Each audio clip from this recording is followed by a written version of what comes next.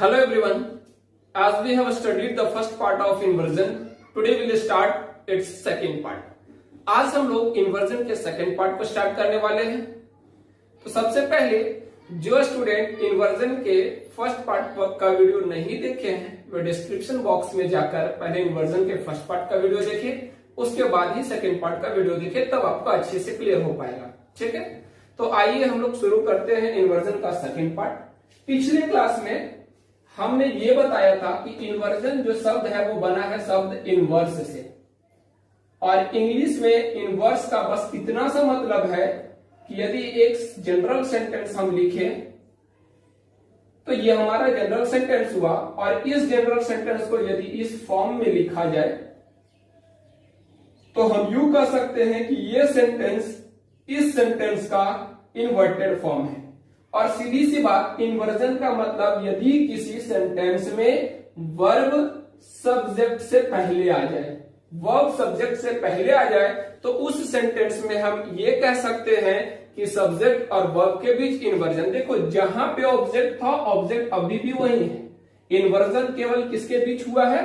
Subject और verb के बीच। तो हम इस टॉपिक में केवल इन्वर्जन किसका पढ़ रहे हैं? सब्जेक्ट और वर्ब का। ठीक है, तो इसके पहले वाले क्लास में हम लोगों ने कुछ रूल देखा कि यदि हमारा सेंटेंस इंट्रोगेटिव है तो उस जगह इन्वर्जन के रूल को फॉलो करवाया जाता है।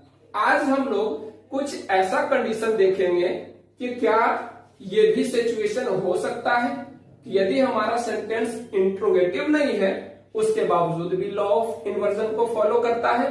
तो चलते हम आज की क्लास की शुरुआत करते हैं। ठीक है, सबसे पहले ध्यान देना, कुछ ऐसे कंडीशन है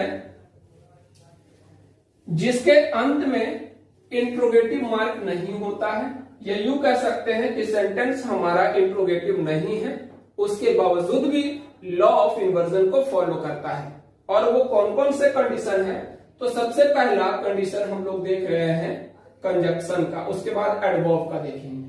क्लियर है?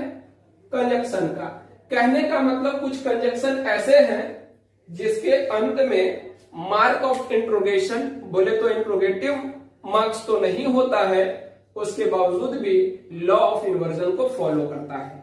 चलते हम लोग पहले पेयर ऑफ कंजक्शन वाले में। आइदर और, ध्यान से समझना, पहले नोट कर ले, neither nor, not only, but also. जल्दी से आप नोट करते जाए। ठीक है, उसके बाद हम लोग कुछ ऐसे कंजक्शन की भी चर्चा करेंगे इसी में। जैसे मान लीजिए हम लिखते हैं पेयर वाला, hardly, scarcely, dot dot dot, when. उसके बाद लिख रहे no sooner, dot dot dot, then. ये दूसरा वाला जो फेज है ये कंपलसरी है। अगर ये कंजक्शन के रूप में आया तो इसके सेकेंड पार्ट के हिस्से में आइदर के साथ और, नाइदर के साथ नॉर, नॉट ओनली के साथ बट ऑल्सो, हार्डली स्कार्सली के साथ व्हेन, और नो सूनर के साथ दैट। यहां से भी क्वेश्चन आता है, तो ये क्वेश्चन आपका कंजक्शन का बनता है। अभी हम फिलहाल आपको इन्वर्जन का टॉपिक पढ़ा रहे हैं, इसलिए हम लोग इन्वर्जन से एरर देखेंगे। क्लियर है? तो यहां पे हम ब्रैकेट दे के लिख रहे हैं they take inversion, inversion. Clear है? कहने का मतलब कि यदि सेंटेंस में हमारा कंजक्शन के रूप में आइदर और, neither nor, not only but also, hardly scarcely, when, no sooner, then अगर आता है तो वो इन्वर्जन के रूल को फॉलो करेगा। क्लियर है? अब हम लोग एग्जाम्पल से चलते हैं, जरा जल्दी से आप स्क्रीनशॉट इसका करें, उसके बाद एग्जाम्पल देखते हैं हम लोग। एग्जाम्पल पे अगर हम लोग चले तो ध्यान देना, not only, not only he did help me but also dropped me home, dropped me home। Clear है?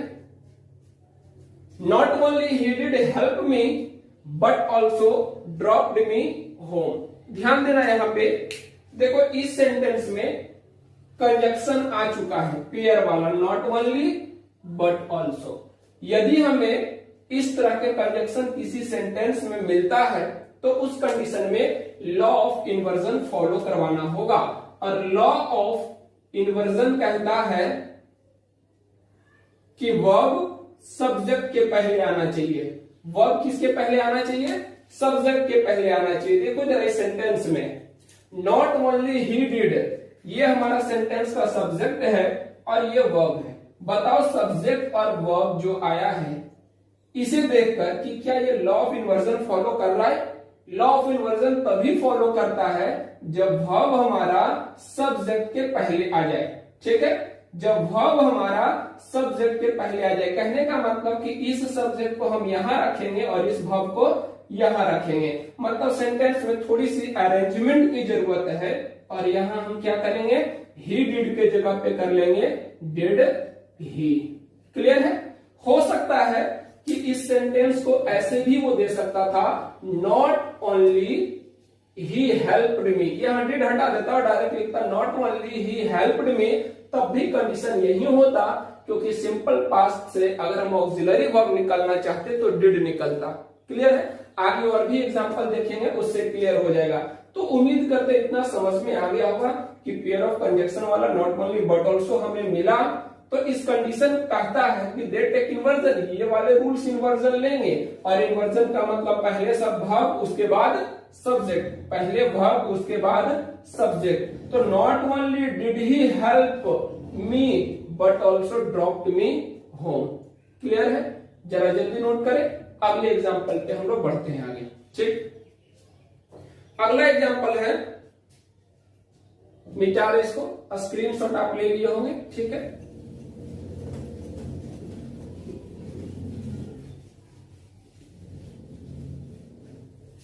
अगला एग्जाम्पल पे अगर हम लोग चले तो कहेंगे नॉट, सॉरी दूसरा एग्जाम्पल, नो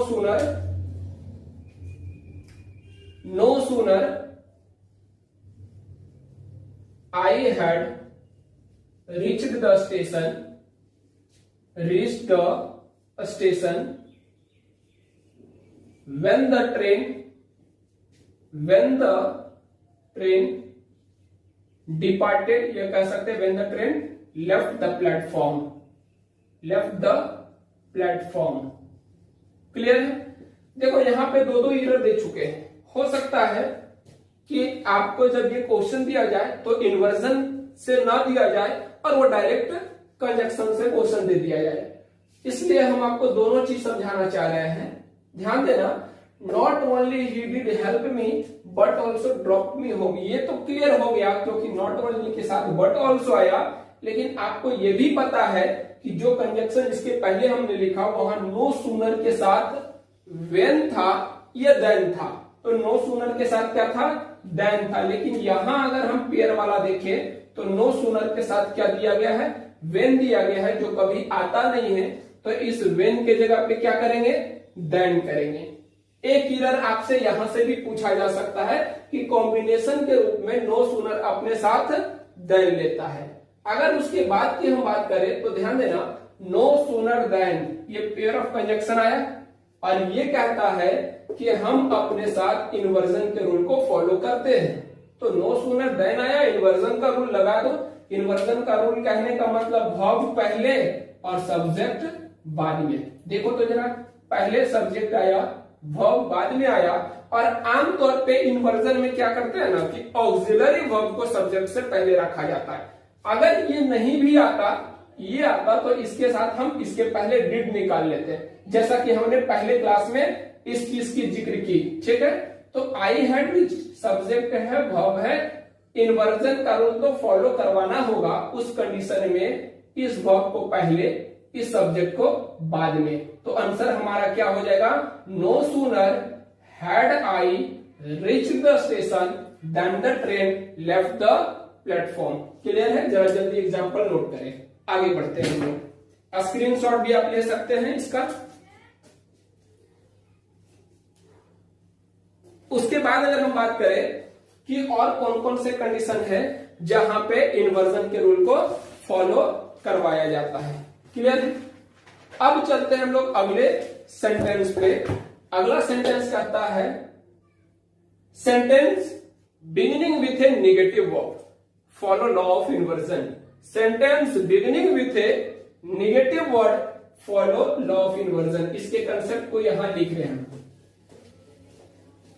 ये कंजक्शन का रूल इतना ही था, अब एडवर्ब का रूल आगे आने वाला है।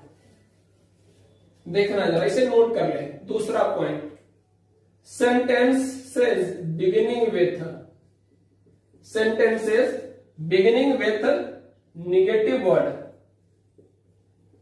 negative word with a negative word follow law of inversion।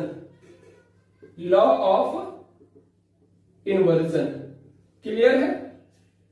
अब ये निगेटिव वर्ड क्या हुआ, ध्यान से समझना। कहा जा रहा है कोई ऐसा सेंटेंस जो निगेटिव वर्ड से शुरुआत होती है वो भी इन्वर्जन के रूल को फॉलो करता है। क्लियर है? अब यहां अगर हम निगेटिव वर्ड की बात करें तो ध्यान देना, नो, नॉट, नेवर, हार्डली, बेयरली,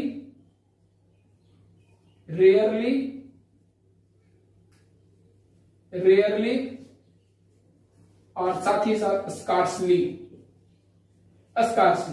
ये सभी के सभी क्या है, निगेटिव वर्ड है। तो कोई कहेगा सर इसके पहले भी तो हार्डली, स्कार्सली आया था, वो कंजक्शन के रूप में आया था जिसके साथ वेन का आना आवश्यक था। लेकिन यहाँ पे no, not, never, hardly, barely, rarely, scarcely ये सभी के सभी निगेटिव एडवर्ब के रूप में आए हैं। इसके साथ वेन का आना आवश्यक नहीं है। लेकिन ये तो तय हो गया कि no, not, never, hardly, barely, rarely, scarcely अगर आता है तो भी इन्वर्जन के रूल को फॉलो कराना होगा।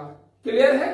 तो इस कंडीशन में भी हमें क्या करना पड़ेगा, पहले वर्ब को रखना पड़ेगा और उसके बाद सब्जेक्ट को रखना पड़ेगा। मतलब ये रूल भी लॉ ऑफ इन्वर्जन को फॉलो करता है। क्लियर है? अब हम लोग एग्जाम्पल पे चलते हैं, ध्यान देना जरा।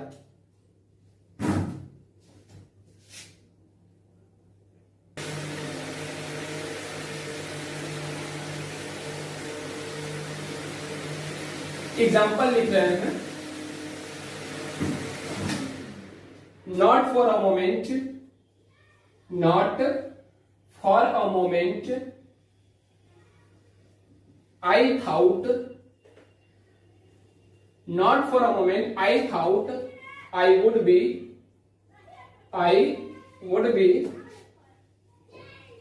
offered the job so I was amazed। इस तरह से सेंटेंस आपका दिया गया रहेगा। ठीक है? तो आगे भी लिख लेते हैं, so I was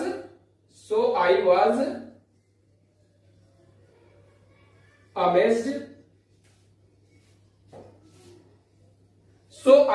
I got it। Clear है?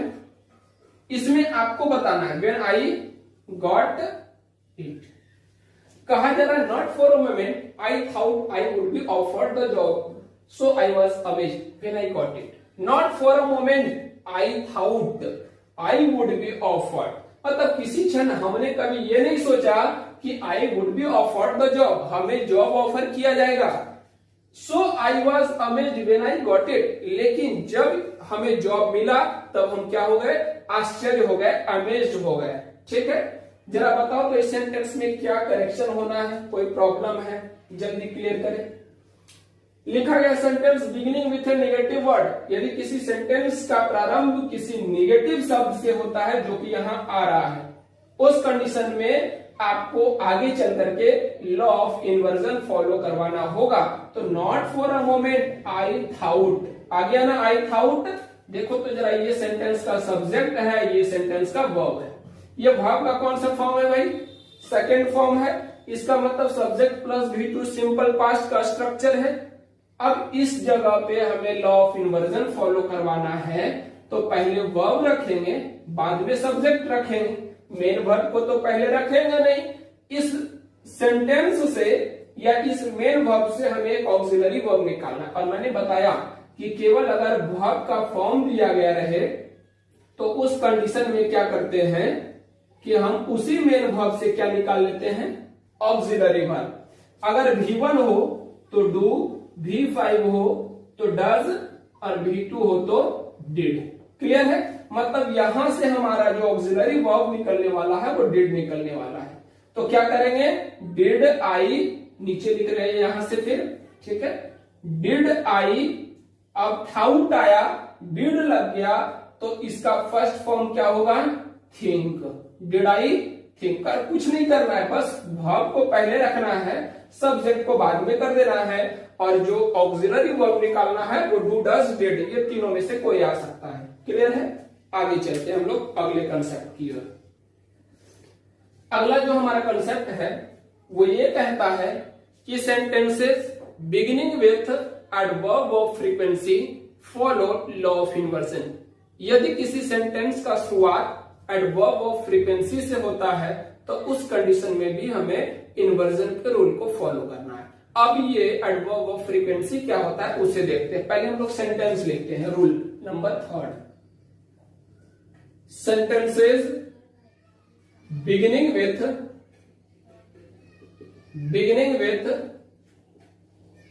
adverb of frequency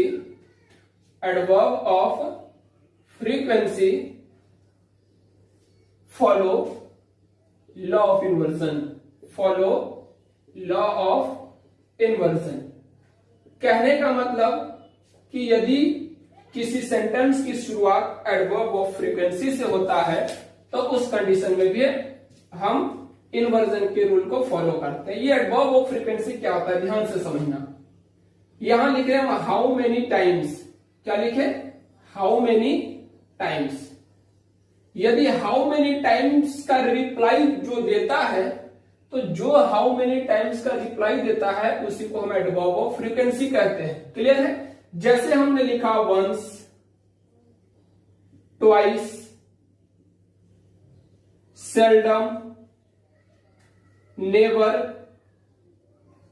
ऑलवेज, और उसके बाद एक और लिख लेते हैं ऑफेन। क्लियर है? ये सब आपको एडवर्ब में पढ़ना होगा। अभी केवल इतना ध्यान रखना है कि यदि हाउ मेनी टाइम्स का रिप्लाई देने वाला once, twice, seldom, never, always, often, ये किसी सेंटेंस के प्रारंभ में अगर आता है तो उस कंडीशन में क्या करेंगे, इन्वर्जन के रूल को फॉलो करवाना होगा। एग्जाम्पल से समझते हैं, ध्यान देना। Example, never we have witnessed, never we have witnessed. एक चीज को और ध्यान देना क्या है कि नेवर निगेटिव वर्ड भी था और साथ ही साथ नेवर क्या है, एडवर्ब ऑफ फ्रीक्वेंसी है। तो और अच्छी बात है, निगेटिव वर्ड को अगर कैरी करके हम इन्वर्जन के रूल को फॉलो करवाते हैं तो बहुत अच्छा, और एडवर्ब ऑफ फ्रीक्वेंसी को फॉलो करवाते हैं तो भी अच्छी बात है। ठीक है? क्लियर है? उसके बाद है never we have witnessed such cruel behaviour, such cruel behaviour by one child तो ठीक है। अब यहां पे आपको बताना है कि क्या इसमें इन्वर्जन के रूल को फॉलो किया जाएगा। तो सिंपल सी बात है, यहां सेंटेंस की शुरुआत हमारा एक निगेटिव वर्ड से हुआ है, जो एक निगेटिव वर्ड भी है, और साथ ही साथ क्या है, एडवर्ब ऑफ फ्रीक्वेंसी भी है। तो इसमें तो इन्वर्जन के रूल को फॉलो करवाने के लिए कोई संकोच नहीं होना चाहिए। तो इस कंडीशन में भी इन्वर्जन का रूल फॉलो होगा। और ध्यान रहे, जब भी इन्वर्जन का रूल फॉलो होगा तो जैसा कि हम बार बार बताते आ रहे हैं कि वर्ब पहले और सब्जेक्ट बाद में, लेकिन यहाँ देखो पहले सब्जेक्ट आ गया, वर्ब बाद में आ गया, और वैसे भी ये ऑक्सिलरी वर्ब का यहाँ काम कर रहा है। तो बस करना कुछ नहीं, हैव को यहाँ, वी को यहाँ, ठीक है, प्लेस को केवल इंटरचेंज कर देना है। तो इस जगह पे क्या हो जाएगा, never have we witnessed, never have we witnessed such cruel behaviour by one child to another. जल्दी आप स्क्रीनशॉट ले, उसके बाद अगले एग्जांपल की ओर चलते हैं। ठीक है, अगला एग्जांपल नीचे ही लिख दे रहा है, ये तो आपका क्लियर हो गया। चलते हैं सेल्डम, अगला example, seldom one hears a politician say sorry. ध्यान देना, यहां भी एक सेंटेंस लिखा गया, seldom one hears a politician say sorry. Clear है? कहने का मतलब, सेल्डम का मतलब होता है कभी कभार। सेल्डम वन हियर से पॉलिटिशियन से सॉरी, कभी कभार ही ऐसा हो पाता है कि हमें ये सुनने को मिलता है कि कोई पॉलिटिशियन जो है, कोई राजनेता जो है सॉरी भी कहा हो। ठीक है, तो यहां पे देखो सेल्डम आया हुआ है। क्या आया? सेल्डम, जो कि आपका एडवर्ब ऑफ फ्रीक्वेंसी है। क्या है? सेल्डम एडवर्ब ऑफ फ्रीक्वेंसी है, और जहां भी एडवर्ब ऑफ फ्रीक्वेंसी आता है वहां इन्वर्जन के रूल को फॉलो करवाना होता है। तो देखो जरा, इस सेंटेंस में हमारा वर्ब ये है और सब्जेक्ट ये है। क्या लग रहा है कि सब्जेक्ट प्लस वर्ब इन्वर्जन के रूल को फॉलो कर रहा है? बिल्कुल गलत है। इस कंडीशन में क्या करेंगे, हम पहले वर्ब को रखेंगे, उसके बाद सब्जेक्ट को रखेंगे। तो ये तो हमारा वर्ब का फिफ्थ फॉर्म है, मेन वर्ब है, इसको तो नहीं रख सकते, लेकिन इस मेन वर्ब से हम एक ऑक्सिलरी वर्ब निकाल सकते हैं। जैसा कि मैंने पहले भी बताया कि V1 से डू निकलता है, V5 से डज निकलता है, और वर्ब के सेकेंड फॉर्म से डिड निकलता है। तो यहां से क्या होगा? डज होगा। तो जरा इसको इंटरचेंज कर लेते हैं। आंसर क्या हो जाएगा हमारा? Does one. पहले वर्ब बाद में सब्जेक्ट, और ये मेन वर्ब है तो डज के लिए मेन वर्ब हियर्स की हियर लगेगा वर्ब का सेकेंड फॉर्म। क्लियर है? जल्दी नोट करें। अब अगले कंसेप्ट पे हम लोग चलते हैं, जल्दी नोट करें।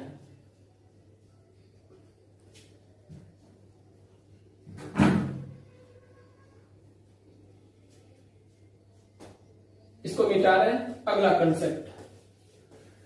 कंसेप्ट कहता है sentences beginning with so plus adverb of manner. Sentences beginning with so plus adverb of manner follow law of inversion. जरा नोट करें पहले सेंटेंस, शायद 4th नंबर रूल है। सेंटेंसेस बिगिनिंग विथ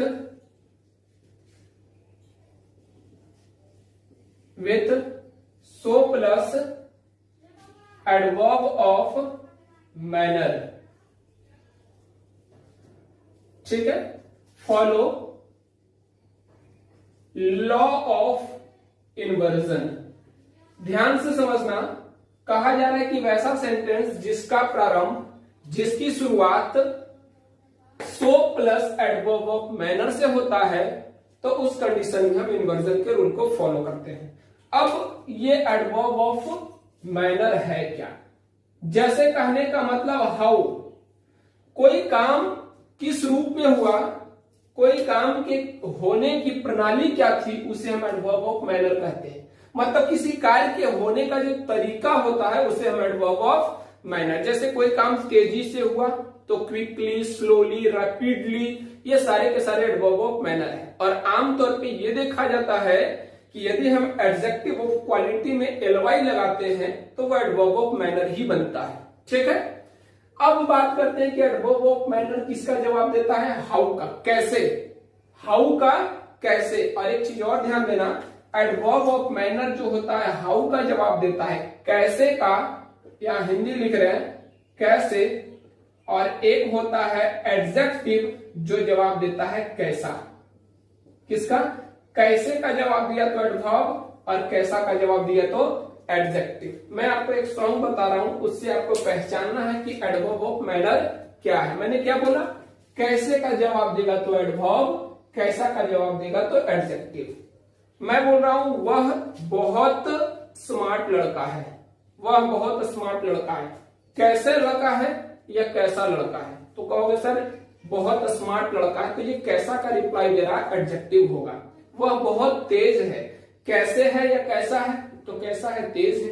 लेकिन अगर हम ये कहें कि वह धीरे धीरे चलता है, कैसा चलता है या कैसे चलता है? तो कहोगे सर ये धीरे धीरे चलता है, ये कैसे का रिप्लाई दे रहा है, स्लोली, जो कि एडवर्ब ऑफ मैनर है। अगर सॉन्ग के माध्यम से चले तो आपको जवाब देना है कि इसमें एडवर्ब ऑफ मैनर है या एडजेक्टिव है। मैं बोल रहा हूं ना घोड़ी होगी ना गाड़ी होगी, पैदल ही बारात लाऊंगा रे। न घोड़ी होगी न गाड़ी होगी, पैदल ही बारात लाऊंगा रे। बारात कैसे लाएंगे या कैसा लाएंगे? मैंने ये नहीं बोला कि बारात बैंड बाजा के साथ लाएंगे या ऐसे लाएंगे, मैंने बोला पैदल लाएंगे। मतलब कैसे का रिप्लाई दे रहा है, पैदल लाएंगे, तो ये एडवर्ब ऑफ मैनर है। क्लियर है? तो ये चीजें सारे एडवर्ब में पढ़ने होते हैं। अभी फिलहाल आपको जानना है कि सो प्लस एडवर्ब ऑफ मैनर अगर आया तो फिर इन्वर्जन के रूल को फॉलो करेगा, और जब इन्वर्जन के रूल को फॉलो करेगा, कहने का मतलब वर्ब प्लस सब्जेक्ट वाले रूल को फॉलो करेगा। क्लियर है? एग्जाम्पल लिख रहे हैं जरा। so quickly she finished her work that we were amazed। Clear है? जरा जल्दी से आंसर बता दे इसमें क्या होगा, जल्दी आंसर बताएं। अब इतना कुछ बता दिए, बस आपके रिप्लाई की आवश्यकता है। जल्दी इसका आंसर बताएं।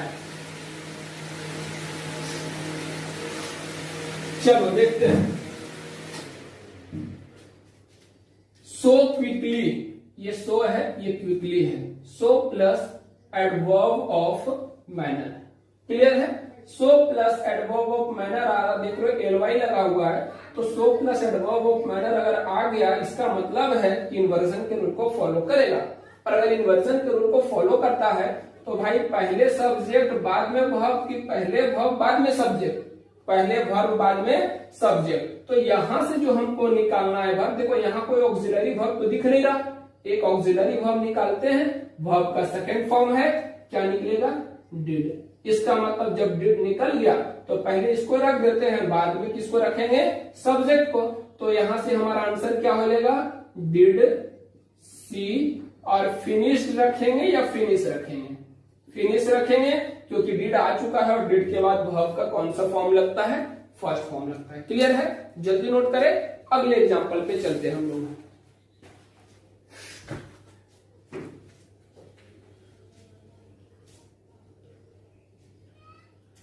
अगला एग्जांपल नीचे लिख रहे हैं। सो gracefully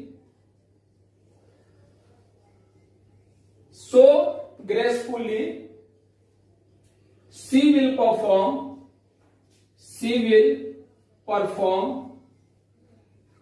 that, so gracefully she will perform that she will be praised by all। she will be praised by all। Clear है? जरा जल्दी इसका रिप्लाई दे, बताओ क्या होना चाहिए आंसर। ध्यान देना, यहां लिखा गया है सो ग्रेसफुली, यहां से भी पता चल रहा है so plus adverb of manner. So gracefully she will perform that she will be praised by all. जिसके साथ ये जुड़ा होता है इन्वर्जन उसी सेंटेंस में करना चाहिए, या जिस सेंटेंस के लिए ये आया है इन्वर्जन उसी में करना चाहिए। तो so gracefully she will perform, subject पहले आ गया, वर्ब आ गया, यहाँ पे इन्वर्जन लगाना था तो उलट देना है, केवल क्या कर लेना है? Will she perform that she will be praised by all. Clear है? अब चलते हैं लास्ट कंसेप्ट की ओर। अगला कंसेप्ट क्या है पहले उसे लिखते हैं। ठीक है? ये फिफ्थ रूल है। Sentences using nor, sentences using nor without neither follow law of inversion। यहां से खासा दिक्कत होता है स्टूडेंट को, बार बार गलती कर देते हैं, और इसका मुख्य कारण यह है कि वो केवल कंजक्शन को पकड़ के चलते हैं, इस रूल का नॉलेज नहीं होता है, वो गलती करते हैं। होता कैसे क्या है, आपने कंजक्शन अगर पढ़ा तो वहां से आप ये कैरी करके चलते हैं कि सर नेदर के साथ क्या आता है? नॉर आता है। ध्यान से समझना इसे, नेदर के साथ नॉर आता है, या हम यूं कर सकते हैं तो नीदर अकेले भी आ सकता है। नीदर, जैसे हम लिखते हैं ना, neither of the student, neither of the students, ठीक है, हैज पास द एग्जामिनेशन। तो नीदर अकेले आया, कहीं कोई नॉर नहीं आया, और अगर नीदर आया है तो कंजंक्शन के रूप में नॉर भी आता है। दोनों कंडीशन हम लोगों ने देखा कि नीदर अकेले भी आ सकता है, नीदर नॉर के साथ भी आ सकता है। क्या आपने कभी नॉर को अकेले आते हुए देखा है? यही गलती कर देते हो, आपको लगता है नॉर अकेले आता नहीं है, चलो गलती हो गया, नहीं, नॉर अकेले आ सकता है, लेकिन जब नॉर अकेले आए तो उस कंडीशन में आपको इन्वर्जन का रूल लगाना पड़ता है। क्या लगाना पड़ता है? इन्वर्जन का रूल लगाना पड़ता है। तो ध्यान रहे, जिस भी कंडीशन में नॉर अकेले आए वहां आप गलती नहीं करोगे, वहां क्या करोगे? इन्वर्जन के रूल को क्या करना है? फॉलो करवाना है। ध्यान देना जरा। जैसे मान लीजिए हम एक एग्जांपल लिख रहे हैं, no one has volunteered, no one has volunteered for the job, nor we expect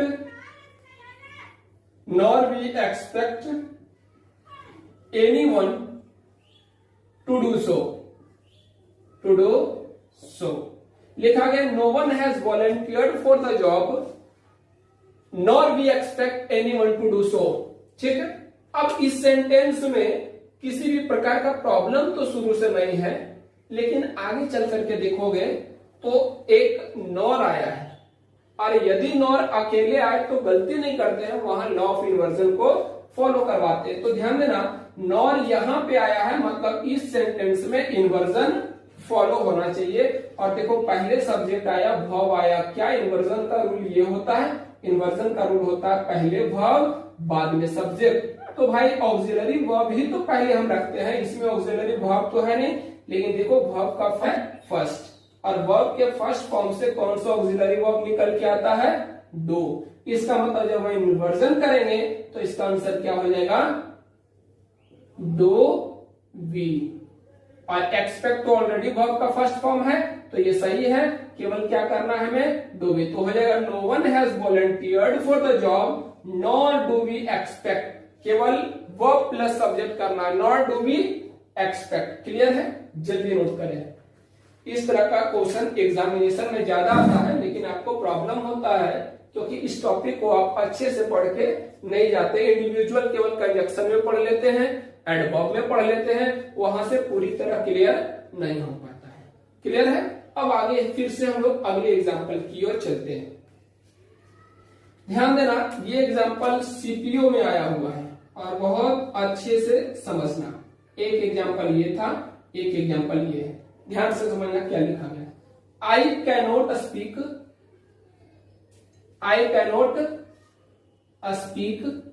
Telugu. I या बंगाली, जो करना है कर लो, लेकिन एग्जामिनेशन में दिया था I cannot speak Bengali nor we